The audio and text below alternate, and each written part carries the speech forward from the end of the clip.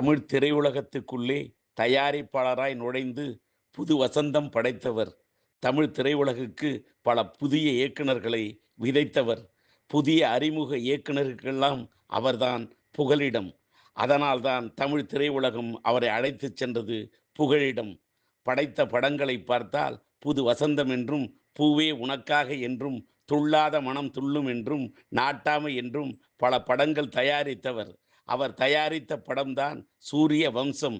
படத்தின் தயாரிப்பிலே இருக்க வேண்டும் என்று நினைப்பார் நல்ல கதை அம்சம். 99வது படமாக மகுடம் எடுத்து கொண்டிருக்கின்றார். இன்னும் ஒரு படம் எடுத்திருந்தால் 100 படம் எடுத்து முடித்திருப்பார். ஏன் 100 ஆண்டு காலம் கூட வாழ்ந்திருப்பார். ஆனால் கலை உலகில் அவர் மகுடம் சூடுவதற்கு முன்னால் மரணம் வந்து அவரை சூடிக்கொண்டது ஏனோ? விபத்து என்ற பேரிலே விதி வந்து அவர் வாழ்விலே விளையாடியது ஏனோ? அவருடைய மறைவு மனதை வாட்டுகின்றது.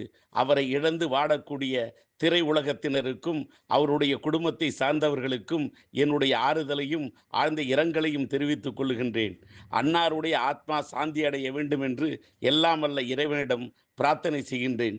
இப்படிக்கு தமிழ் திரைப்பட இயக்குனர், தயாரிப்பாளர், திரைப்பட விநியோகஸ்தர், தமிழ்நாடு திரைப்பட தயாரிப்பாளர் சங்க தலைவர் டி. ராஜேந்தர்.